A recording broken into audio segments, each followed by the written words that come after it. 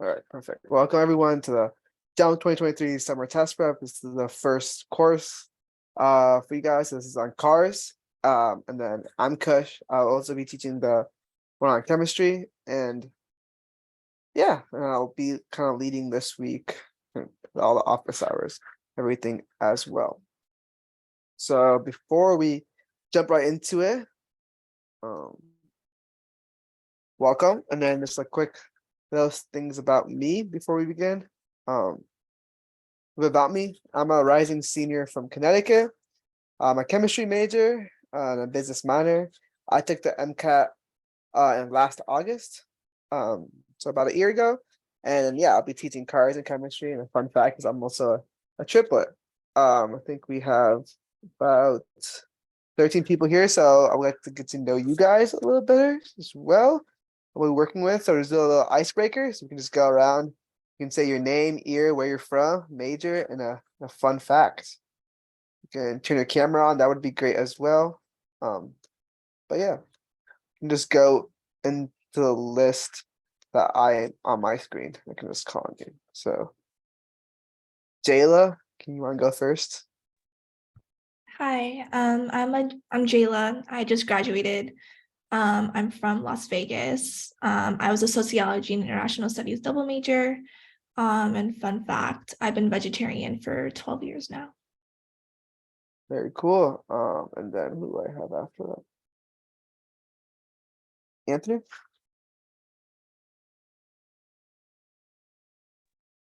Or sorry, I don't know if you said my name or not. Yeah, Anthony, go ahead. I'm Anthony. I've also recently graduated from South Florida. I was majoring in Spanish and medicine science humanities back at Hopkins. And a fun fact, I don't know if you know this, but I'm a twin. Oh wow. Yeah, Yeah. did not know you were a triplet. Yeah, no. Wow, so similar. All right, who do I have next? Alexa?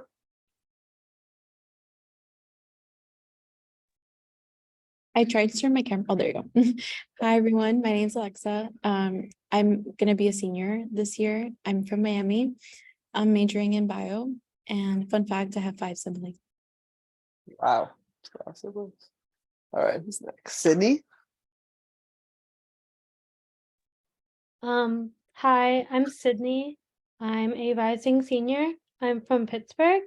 I'm majoring in psychology with a WGS minor. And a fun fact, I have 6 roommates right now. Oh wow. Wow. Alexa? I just went. Oh, you just went. All right. Hannah? My name's Hannah. I'm a rising junior. I'm from Toronto, Canada. I'm a MoCell major. And fun fact is I'm a dual citizen. Oh, very cool. Maria?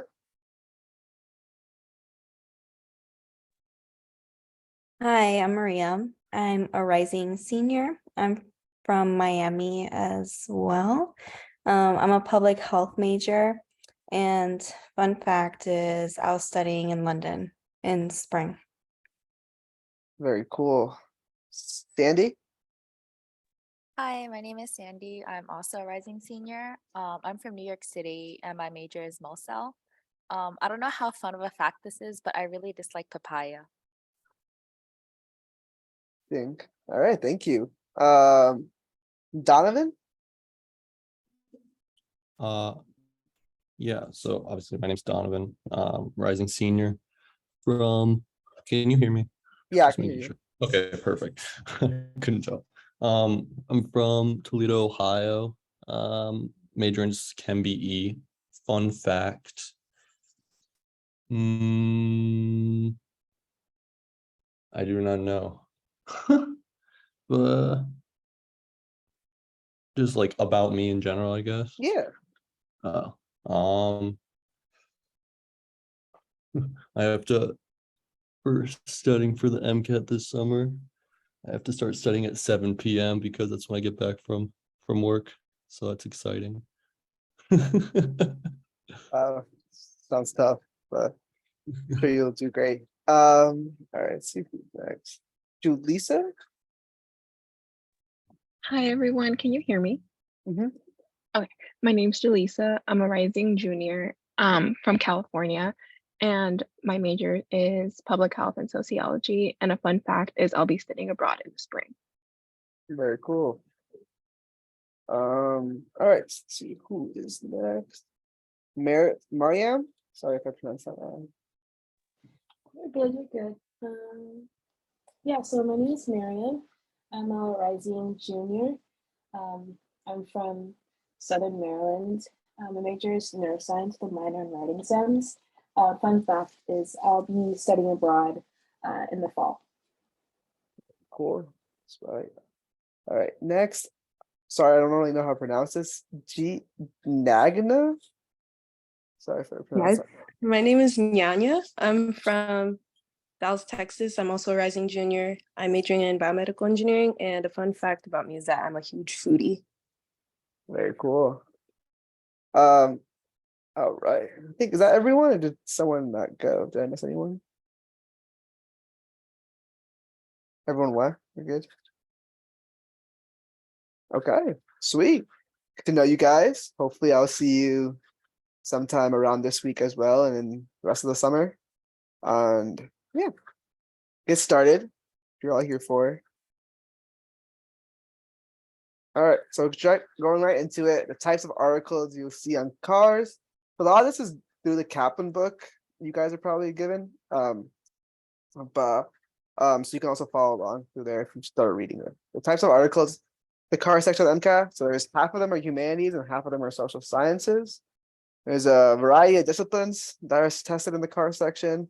So you can see here, the humanities are from dance, literature, philosophy, and then the social sciences. You can go from anthropology, education, geographies, psychology. So there's definitely a lot of different disciplines, and you can definitely see passages that you're like most of the passages you'll see in the test day, like you'll probably not know about them beforehand. Like different art pieces, different artists, stuff like that. Unless you're like super well versed in the humanities, social sciences, you might be familiar with them. But yes, but going further.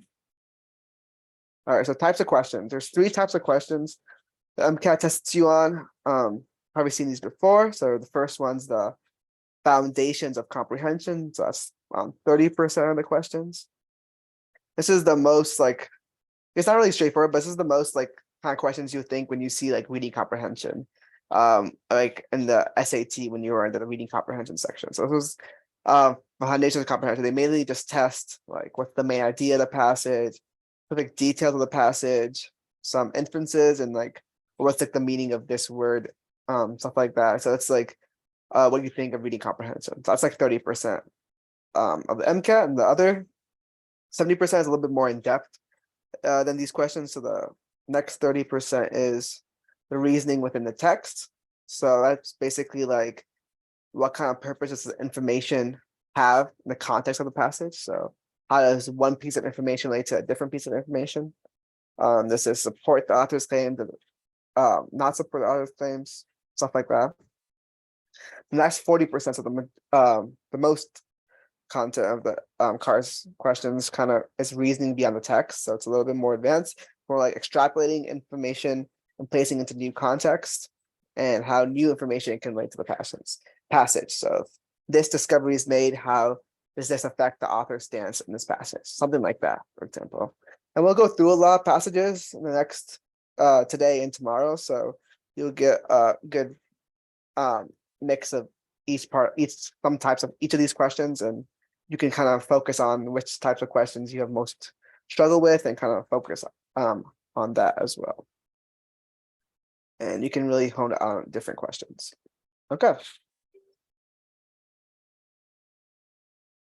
All right, so then there's a lot of different strategies. Before we begin, I kind of want to just point out there's a lot of different strategies when it comes to CARS on the MCAT. So if you guys have read Kaplan, you can see different strategies through there, or if you just watch a YouTube video on like different CARS strategies or different passages. Everyone has a different strategy. There's a lot of different strategies out there. That being said, there's really no right way to do it. Every strategy is different, and then it doesn't mean it's necessarily wrong. It's really just works for you. So there's really no right strategy. Like this is the strategy you should use to get the best score. It really just dependent on you as a learner, as a student, what works best for you. And then basically the main thing is just practice. If you find a strategy and you practice enough with it, you'll be the best with that strategy. And so just do a lot of cards and do a lot of practice and really narrow your strategy down. And again, there's really no really right way to approach a problem. I'll show you my strategy. I'll share you different strategies, the book use and stuff like that throughout the presentation. But again, you can do whatever works best for you, as long as you get the questions right. This really matter. All right, so there's some basic strategies and basic facts before we begin. Basically, you have 90 minutes, so hour and a half to complete 9 passages, and it's around 10 minutes per passage. So that being said, you can spend around 10 minutes per passage. Though not every passage has the same amount of questions, so some will have 5 questions, some will have more than that. So ideally you would spend a little less on the passages with less questions and a little more time on the passages with more questions. But when you're studying around 10 minutes per passage, you can just take kind of quick glance, as that's how you should pace yourself. And again, then try to extrapolate the main point of the passage before moving to the questions. So I know some strategies out there might be like read the questions first and then look at the passage. What I've read and what I did, I do not recommend that. Again, there's no really wrong answer, but try to read the passage first and find a main point in the passage. Because a lot of times, from my experience, you kind of get stuck between 2 answer choices, and like the really difference maker is like you gotta think about what's the main point of the passage. What is the passage like trying to say, the main idea, and then you can try to kind of see this answer choice is a little bit better for that. Again, you can highlight and paraphrase. So on the MCAT, on the cars section, you can highlight and you also really paraphrase a lot after each passage, after each paragraph you can do as well. And then try to use a mouse, because the MCAT also gives, when you take a test, you're going to be using a mouse. So try highlighting with a mouse when you practice. It's going to be useful. I think it's even easier just to highlight with a mouse than a trackpad in the first place, but should help. You can also write on a whiteboard. So the MCAT, when you take your test, they give you a whiteboard and a marker and an eraser. So you can also use the whiteboard to jot down some notes, jot down some stuff as well. So we can jump into the more of the Kaplan strategies as you see in the book. So Kaplan kind of highlights 3 different things. So you use a highlighting, outlining, and interrogating. So highlighting is basically like you highlight 1 to 3 key terms and phrases. You can locate the information quickly. Outlining, they say it's more like create a brief label for each paragraph that summarizes the main idea from each paragraph. And interrogating is a little bit more in depth, but you actually like go in and thoroughly examine each major idea presented in the paragraph and determine why and how the author uses the information to build his or her argument. So I'll talk about that a little bit more in detail. It's kind of more like asking questions as you go a paragraph, as you read the passage, like why is the author saying this? Is this supporting the author's claim? What's the author's stance? And I'll talk more about that on the next slide, but it kind of just becomes automatic the more you practice it, and it'll really help you kind of like know what you're looking for. That being said, there's a this takes, I guess, more time than just going in and highlighting it, but again, you shouldn't just kind of rule that out because for the timing issue. So just because if you interrogate the passage well enough, it'll actually save you time when answering the questions. So just because it takes more time to pass it doesn't necessarily mean you shouldn't do it. All right, next. So more strategies. So these are some shortcuts you can use on the computer on the MCAT. So just to do really quick, might be useful to know. And again, I emphasize practice like it's the real exam. Really just time yourself. Maybe not time yourself in the beginning when you're trying to like kind of identify different strategies and what strategy works for you. But eventually, once you get it down, really time yourself and seeing if you can kind of work under that time pressure. Use a mouse, use a whiteboard and marker if you write anything down. And also the MCAT, or my MCAT center gave me noise canceling headphones. So you can try using those if you want. Really up to you. All right. Again, I kind of talked about this, but really ask questions as you're reading the passage. You know, what does that sentence mean? You know, what's the main idea of the passage? What's the main idea of the paragraph? Why did the author write this? You know, what's the author's tone? What's his belief? What's his really stance? Or whether it transitions to different viewpoints, you know, where does the author present different ideas? So a lot of times there'll be passages where the author kind of references something like a different book, a different person, and kind of have to ask yourself, does it support the argument? What does he think? So again, this becomes automatic.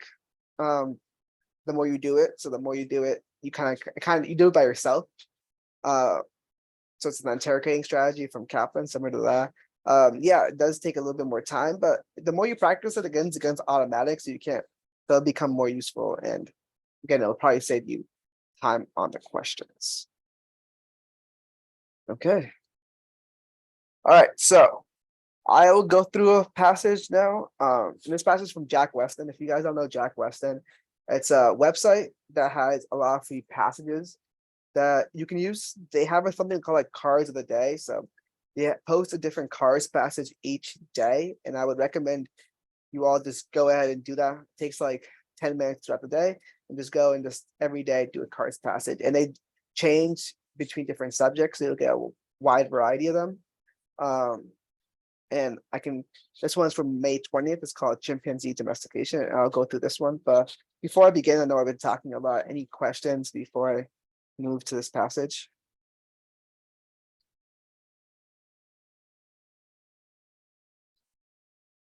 All right, it's not. All right, let me pull it up. And you can also follow along, or if you want to pull it up as well, it's just the May 20th one. All right.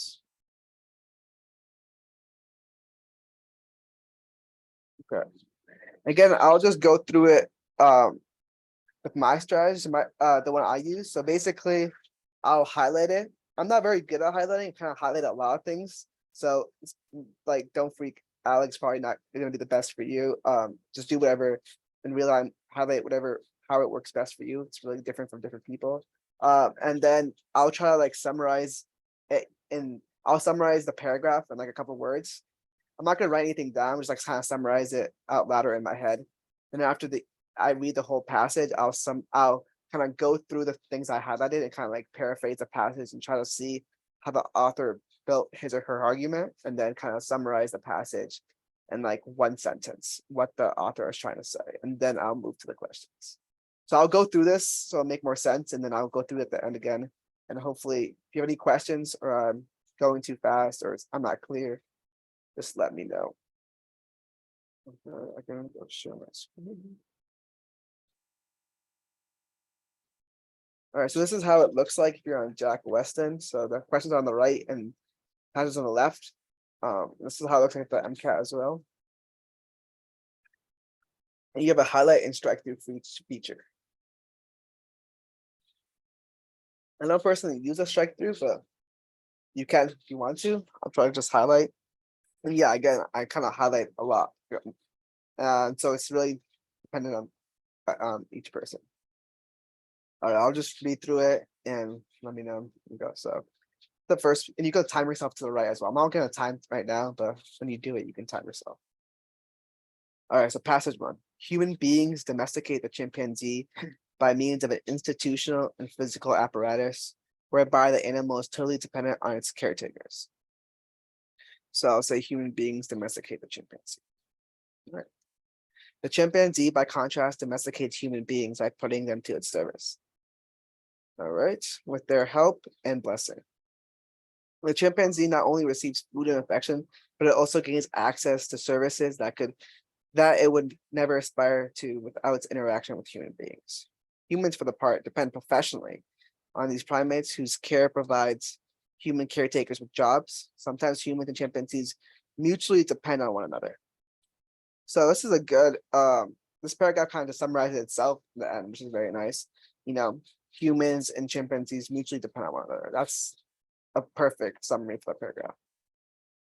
This mutual dependence has several results. One of the most improved is how the minds of the chimpanzees and humans both improve. The chimpanzee acquires through human mediation new competencies in their memory, action, representation, and organization of space. Their memories and their abilities to solve problems becomes better. The chimpanzee becomes and possesses new behavioral and cognitive competencies. They might even learn something like sign language to communicate among themselves and with their human caretakers.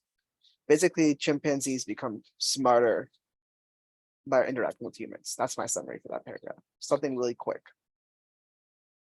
Human beings find their world primary, they find in their world primary materials such as milk or wool, and services such as motive energy and keeping guard, which they would lack without the domestication of animals. What is more, through their interactions with animals, human beings derive knowledge, which they deem important and valuable. With chimpanzees in particular, humans benefit by becoming experts on how to work with these animals.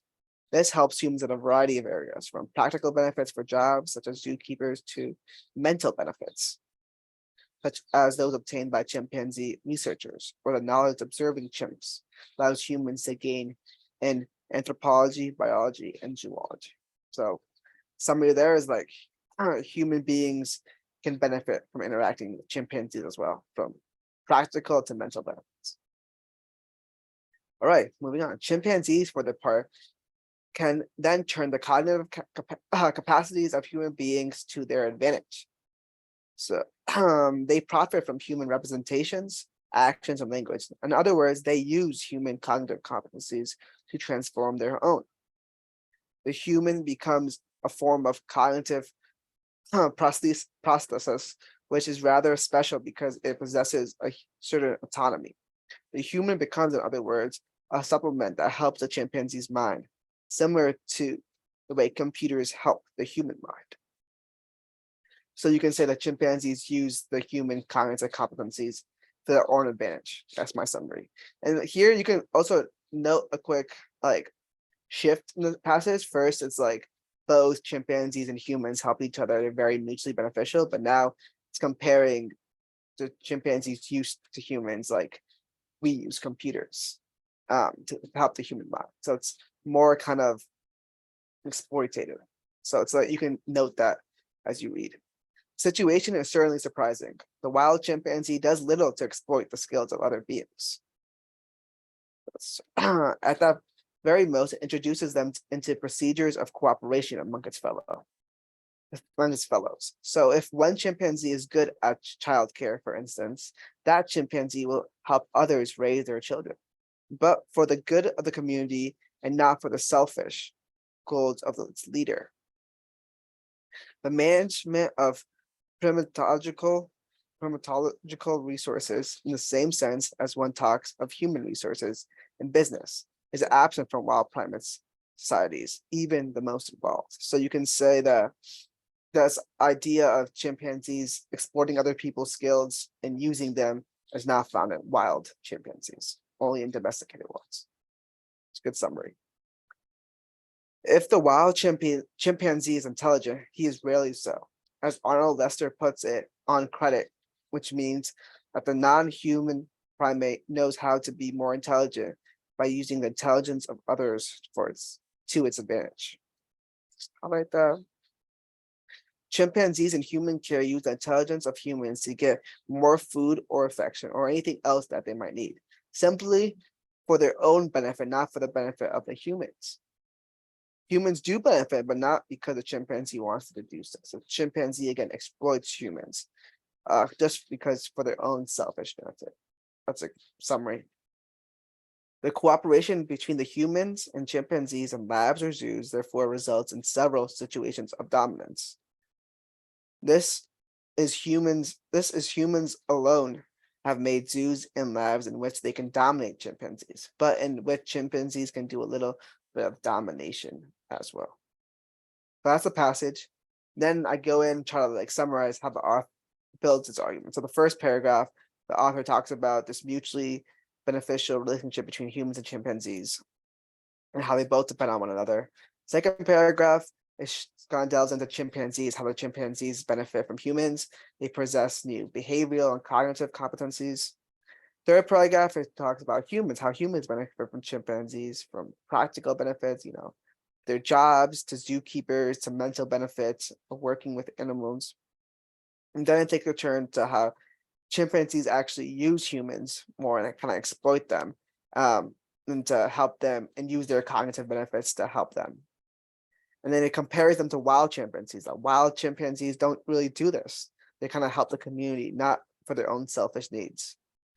And so in the second to last paragraph, it's basically chimpanzees kind of use the humans for their own benefit and not because they want the humans to benefit.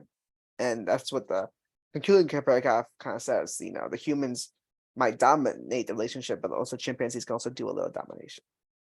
Okay, so with that, before we move on to the questions, again, kind of summarize this whole thing into like one sentence or two sentences. So what I could say is basically humans and chimpanzees have a mutually benefiting relationship. However, chimpanzees can exploit humans for their own needs. All right, that's a one sentence, right? Humans and chimpanzees have a mutually benefiting relationship, but chimpanzees can also exploit humans for their own selfish needs. All right, that's my summary. You might have a different summary. That's totally okay. But now taking that, we can move into the questions one by one. All right, so we can work with the questions.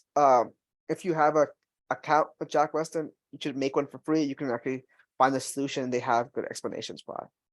Okay, so for question one, according to the passage, among the benefits chimpanzees receive from working with humans is what? Better problem-solving skills, the ability to use others, a sense of how to help others. So we can go straight to the passage again. Better problem-solving skills. I know that this is true because it says it right here in the paragraph.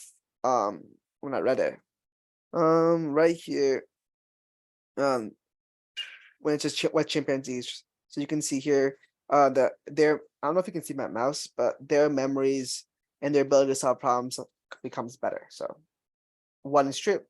The ability to use others. This is true as well because only wild chimpanzees don't really use others. However, domestic chimpanzees too, as it says in the later paragraph. So I know this is probably true as well. A sense of how to help others. I'm not really sure the sense of how to help others is really there. Again, wild chimpanzees help others and cooperate with others. Like they gave us example of childcare right here in this paragraph. However, domestic chimpanzees kind of lack that. That was the whole point of the passage. That domestic chimpanzees are more selfish and you exploit humans. So given that, I can say that 1 and 2 is the answer, and I can click that. All right, moving on to the second question.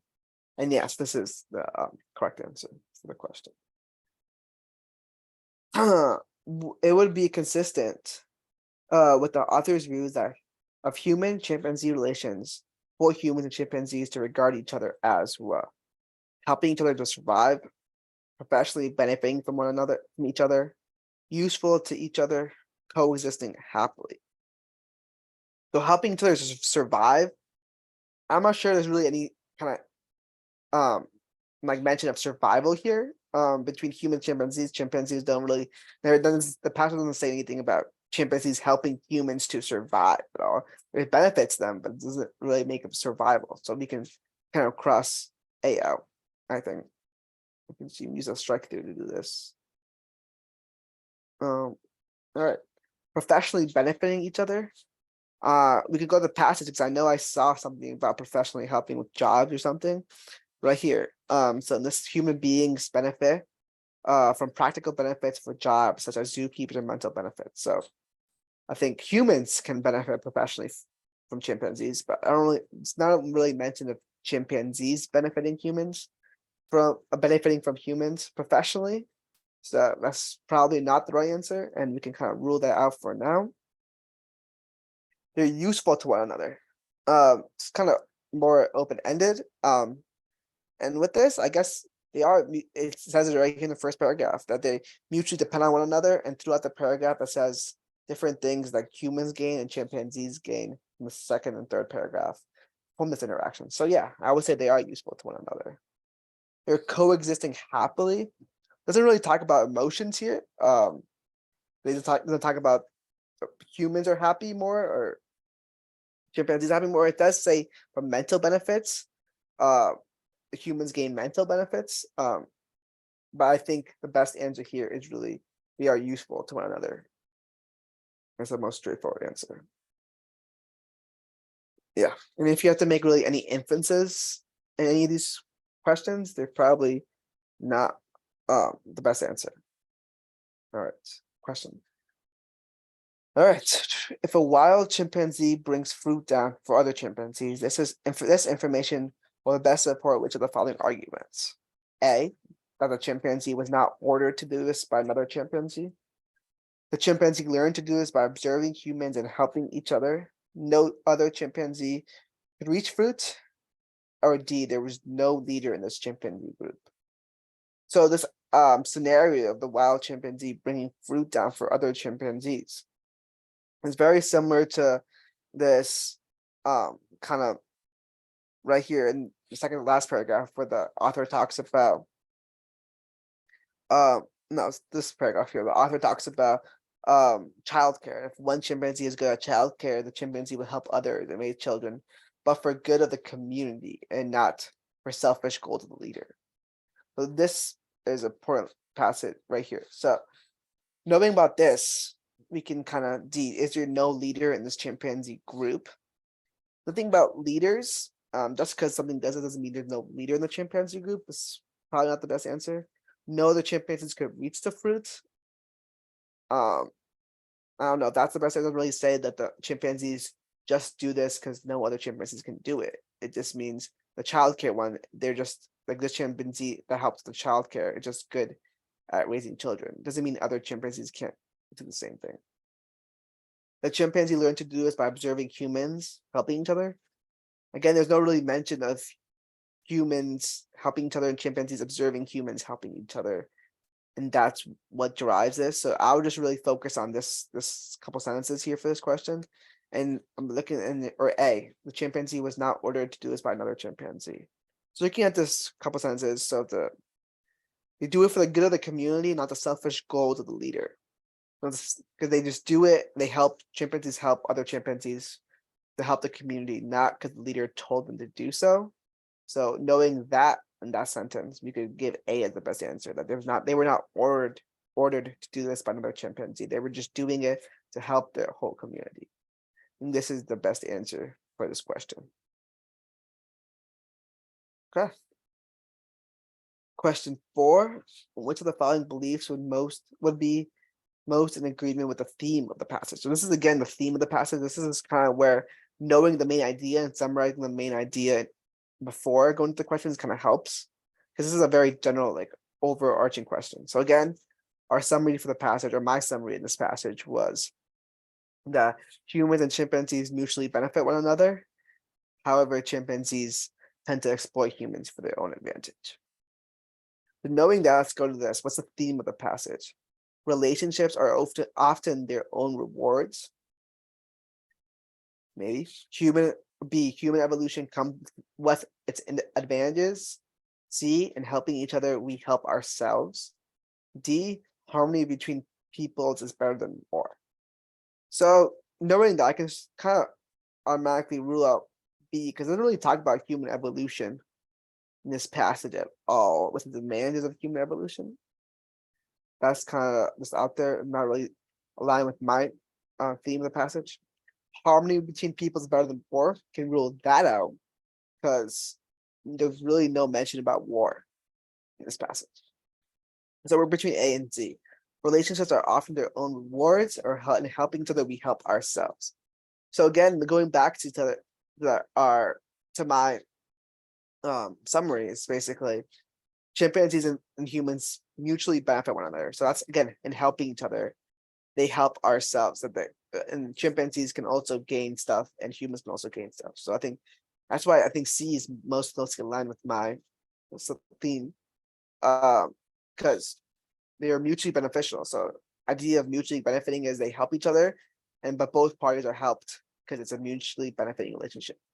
That's what's the best answer here. And it doesn't really talk about the relationships are often their own rewards. It doesn't really talk too much about the relationship between humans and chimpanzees, like and how that develops. Really just talking about they're mutually beneficial. So C is the best answer here.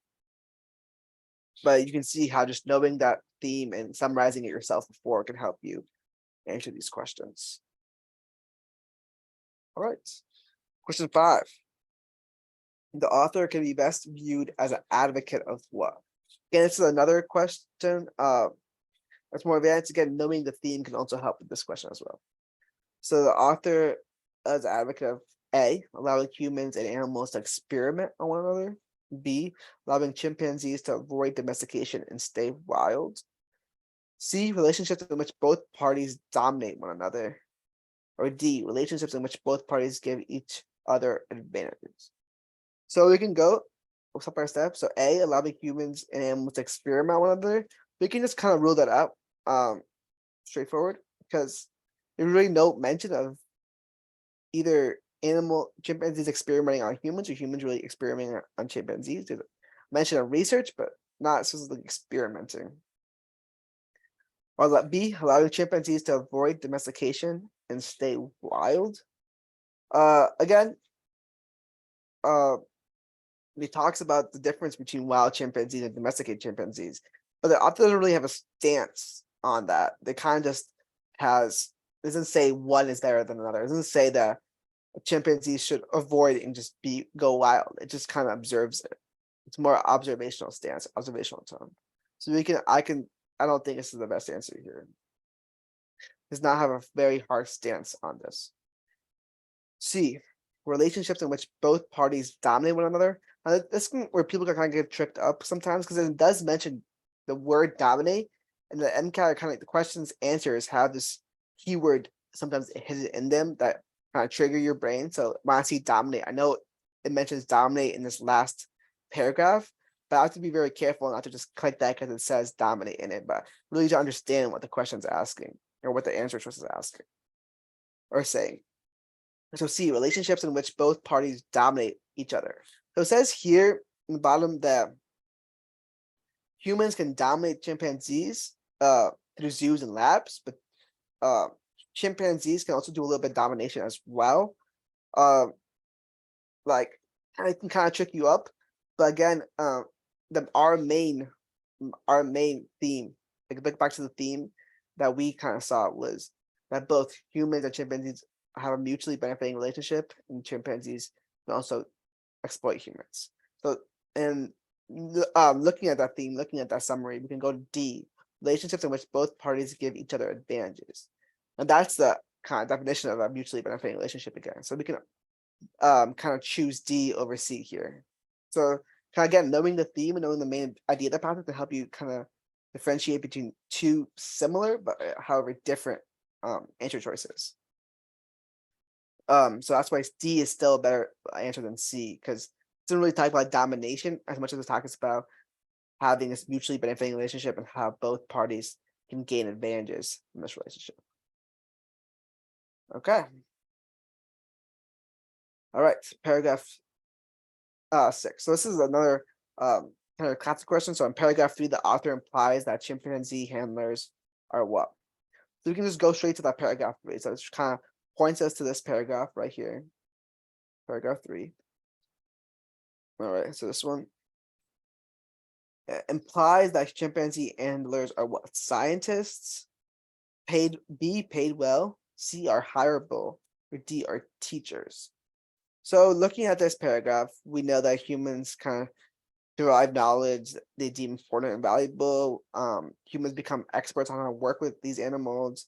This helps them, for jobs, and they can also and mental benefits like researchers or knowledge observing chimps and these kind of fields. So knowing this, like scientists, maybe it says they are doing researchers. So they're researchers that also handle chimps. We can kind of keep that out there for now. B are paid well. Doesn't really say anything that they're paid well, just says they can help them with jobs, so we can pretty much kind of strike this one out. It's not probably the best answer. Are hireable. Well, we know that people who handle chimpanzees can benefit in jobs. So because they can benefit from jobs or gain a job, kind of assumes that they're hireable. So yes, that is true. Are teachers?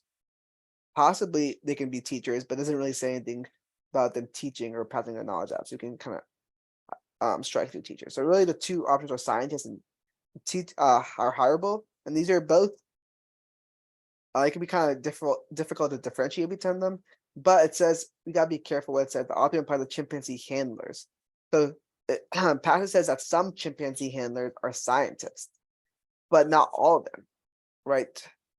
This never says that all of them. It can that some of them are researchers that have these benefits, like mental health benefits, but it doesn't say that they all are researchers. However, it does say that the chimpanzees handlers, whoever they are, they can be anyone, can practically benefit from this in jobs. So we can choose hireable in this. That's a better option here, because again, it says it does mention researchers, but it doesn't say all chimpanzee hires are necessarily researchers, or handling chimpanzee makes you automatically a scientist. That never really kind of points to that direction. It instead says more or less says handling chimpanzees makes you more hireable because it helps with jobs. So you can also kind of rephrase the question a little bit to see the better answer here, that they are hireable because to benefit better in jobs means they have to get hired for a job in the first place. All right, last question. This is the one with 7 questions, so it's a little long. Stay with me here. Which of the following is most likely to result the results of humans domesticating chimpanzees as it is described in the passage? So again, this is comparing the scenario now. So what's is similar to humans domesticating chimpanzees? A, in preaching, we can teach others to preach. B, in raising children, we raise those who one day care for us. C, in training dogs, we also train by them. D, in paying our taxes, we make sure our neighbors are helped. Again, let's go back to our main theme, that humans and chimpanzees are a mutually benefiting relationship where chimpanzees can also exploit humans. So looking at this, we look at answer choice A. In preaching, we can teach others to preach. There's no really mention of preaching or like humans tell chimpanzees what to do or chimpanzees tell humans what to do and kind of helps others to preach. I wouldn't say that's the right answer or the right word at all, so we can strike that out. B, in raising children, we raise those who will one day care for us. Strike that out. There's really no mention of anything about caretaking or like chimpanzees can eventually take, or humans can eventually take care of chimpanzees when they're older or anything like that. It's not really the main idea. So let's not get into those two. C, in training dogs, we also train by them. This is a similar relationship, right? If you see the last paragraph here, it says, the humans alone have made zoos and labs that they can dominate chimpanzees, but which chimpanzees can do a little bit of domination as well. So kind of a similar tone to C. You train these dogs, we dominate over them, but they can also dominate over us. But we can also benefit from them as well. So C is a good answer choice. D, in paying our taxes, we make sure our neighbors are helped. We can also strike this one out. It's not really our main point here. Yes, chimpanzees in the wild can help each other out as well, but there's no really kind of indication that helping others is really the main focus, or paying our taxes or something like that. So in this case, C is our best answer. Okay. So then that is the question. Again, you can also click the solution to be signed in to Jack Weston to see the solutions, and you can also see the solution. You can also see the comments. So you should be logged to see the comment, but you can also see what other people say as well in each question. So which is also useful in this tool. Okay. Sorry, I talk a lot there, but is there any questions before we move on? Does that makes sense? When you do your passage, do you review your questions like at the end, or do you like do it while you're doing it? do I answer the questions at the end after I read the passage? Is that the question? Or like when do you look at your when do you look at the correct answers like for yourself? Oh, I would recommend doing all the questions first, and then like seeing your like when you time yourself, just do all the questions first, and then after you do all the questions, then go in and see which ones you got right, which ones you got wrong. So you can, so I would recommend checking the solution after you're done with all the questions. Okay, got some questions in the chat. What score should we strive on the cars passages? There's in terms of, it really depends on what score you're trying to achieve in the MCAT. So it really depends on each person. What score you're trying to get, what score you're trying to achieve. Some people want to get like all, it's hard to get all 6 of the questions or some of the questions right on your first go. But once you get practice, you get more and more questions right. I mean, getting like 1 or 2 questions wrong per passage in the end of the world, but the more you practice, the better you'll get. Do you fund any particular resource most representative to the AMC cars, and how does Jack Weston compare? I actually like Jack Weston. I think it compares very well, especially since it's a free resource. So you can, there's a lot of questions. You can even go back to like months before and do those patches as well. And I think they do a really good job with that. So I do like Jack Weston. I think it's very similar to the MCAT. Like how the passage is like laid out is exactly how the MCAT will lay it out. So it's very similar. I think it does a pretty good job. You can also get the AMC bundle. They also have other cars practice stuff, but I think this does a good job, and you should be prepared to use this and other resources as well. It's the physical layout, actual. Yeah, I'm pretty sure this is very close to the physical layout of the but actual exam, how you do it. Yes, it's the pretty much the same way. That's why it's helpful, because this is how you'll get the passage on the day of the exam. Okay. Any other questions? Or why I chose some answers? Some other answers. All right. Does it make sense why I chose the answer choices I did? And those are all the answer choices are right. Okay. All right, we can move on.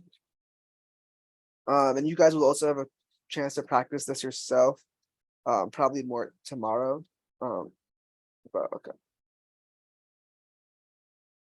All right, so again, to recap the strategy I used. When I was doing the MCAT, I highlighted important information. Like you said, I guess you can probably see my highlighting skills aren't very good. I tend to highlight a lot, but it really depends for you, because highlighting a lot makes it just easier to stand out. But I would recommend highlighting. You can also use strike through. That's so helpful. You can mentally take a break after each passage or after each paragraph and summarize in a couple words. So again, don't make your summaries too long, just in your head, or you can, people also write it down on the whiteboard. So you can see strategies where you write down like 1 word that represents each paragraph. I kind of think it takes a little too much time, but that works for you, that works for you. And then but summarizing and paraphrasing as you go is very helpful. The end of the passage, briefly summarize it using the highlightings you did. So that's where the highlighting becomes useful, because when you skim the passage, try to look for things, highlights come like are the main thing to look for. So you really know the whole gist of the paragraph by reading what you highlighted. So that's why it's useful. Again, identify the main point of the passage in 1 sentence or like a couple sentences, but really just try to see what's the main idea of the passage. What's the passage trying to say? It's hard to do this in all passages, but really try to find in like 1 sentence what this passage is trying to say. And also try to kind of logically, as you're reading the passage, kind of see how the author builds his or her argument, because you can see what the author tried to see. You can see, is the author adding some contradicting points? How is he supporting himself?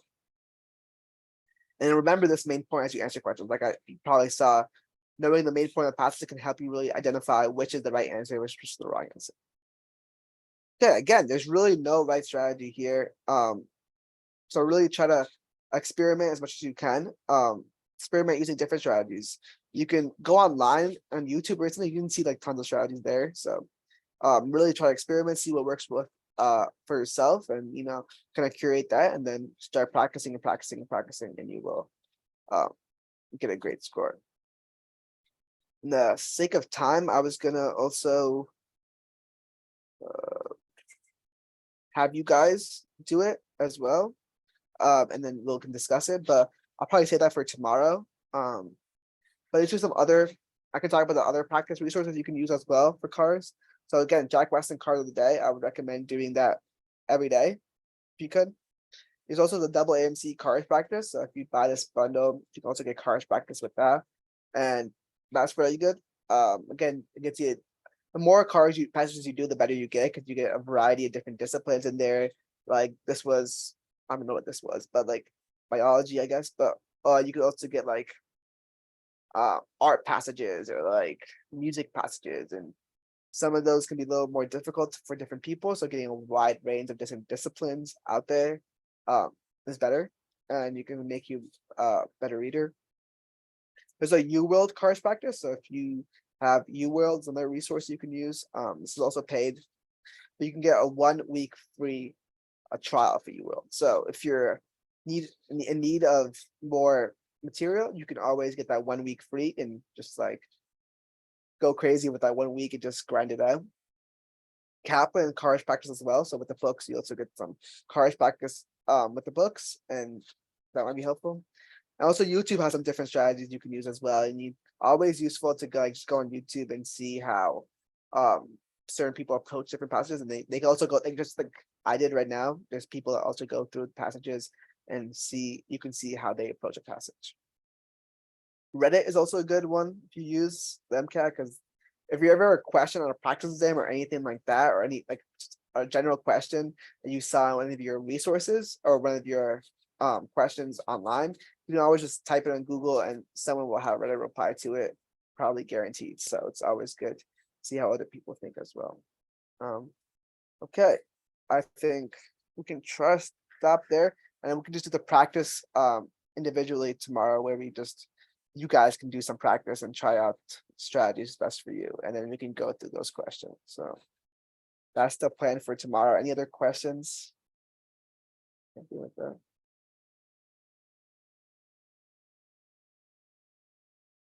Right. If not, we good to end. All right. Thank you all for coming, and I hope to see you guys later this week.